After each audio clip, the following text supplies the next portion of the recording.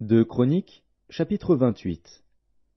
Akaz avait 20 ans lorsqu'il devint roi, et il régna 16 ans à Jérusalem.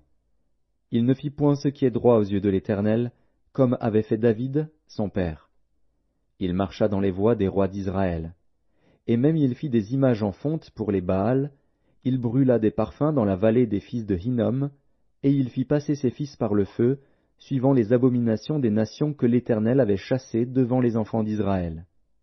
Il offrait des sacrifices et des parfums sur les hauts lieux, sur les collines et sous tout arbre vert. L'Éternel, son Dieu, le livra entre les mains du roi de Syrie.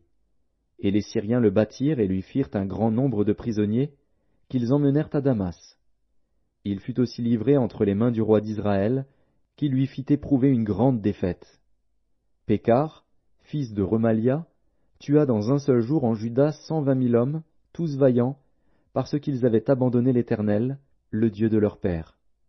Zikri, guerrier d'Éphraïm, tua Maazéja, fils du roi, Azrikam, chef de la maison royale, et Elkana, le second après le roi. Les enfants d'Israël firent parmi leurs frères 200 000 prisonniers, femmes, fils et filles, et ils leur prirent beaucoup de butin, qu'ils emmenèrent à Samarie. Il y avait là un prophète de l'Éternel, nommé Oded. Il alla au-devant de l'armée qui revenait à Samarie, et il leur dit, « C'est dans sa colère contre Juda que l'Éternel, le Dieu de vos pères, les a livrés entre vos mains, et vous les avez tués avec une fureur qui est montée jusqu'aux cieux. Et vous pensez maintenant faire des enfants de Juda et de Jérusalem vos serviteurs et vos servantes. Mais vous, n'êtes-vous pas coupables envers l'Éternel, votre Dieu? Écoutez-moi donc, et renvoyez ces captifs que vous avez faits parmi vos frères, car la colère ardente de l'Éternel est sur vous. » Quelques-uns d'entre les chefs des fils d'Éphraïm, Azaria, fils de Jochanan, Bérekia, fils de Meshilémoth, Ézéchias, fils de Shallum, et Amasa, fils de Hadlaï, s'élevèrent contre ceux qui revenaient de l'armée, et leur dirent, « Vous ne ferez point entrer ici des captifs, car, pour nous rendre coupables envers l'Éternel, vous voulez ajouter à nos péchés et à nos fautes. Nous sommes déjà bien coupables, et la colère ardente de l'Éternel est sur Israël. » Les soldats abandonnèrent les captifs et le butin devant les chefs et devant toute l'assemblée. Et les hommes dont les noms viennent d'être mentionnés se levèrent et prirent les captifs.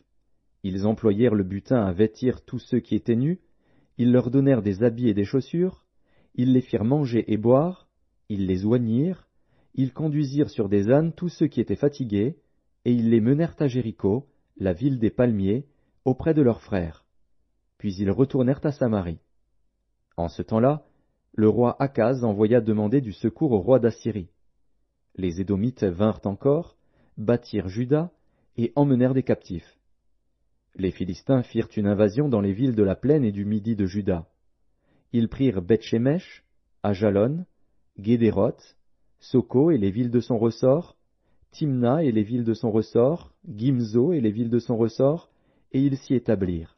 Car l'Éternel humilia Juda à cause d'Akaz, roi d'Israël, qui avait jeté le désordre dans Juda et commis des péchés contre l'Éternel. Tilgat-Pilnézer, roi d'Assyrie, vint contre lui, le traita en ennemi et ne le soutint pas.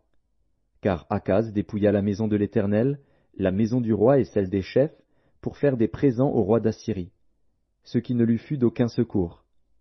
Pendant qu'il était dans la détresse, il continuait à pécher contre l'Éternel, lui, le roi Akaz.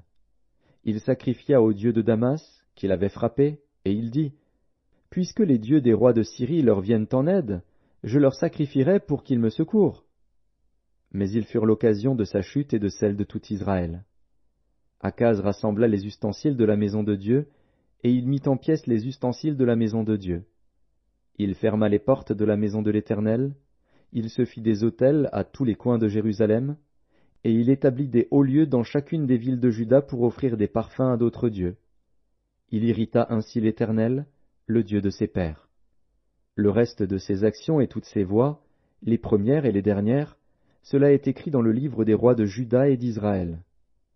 Akaz se coucha avec ses pères, et on l'enterra dans la ville de Jérusalem, car on ne le mit point dans les sépulcres des rois d'Israël.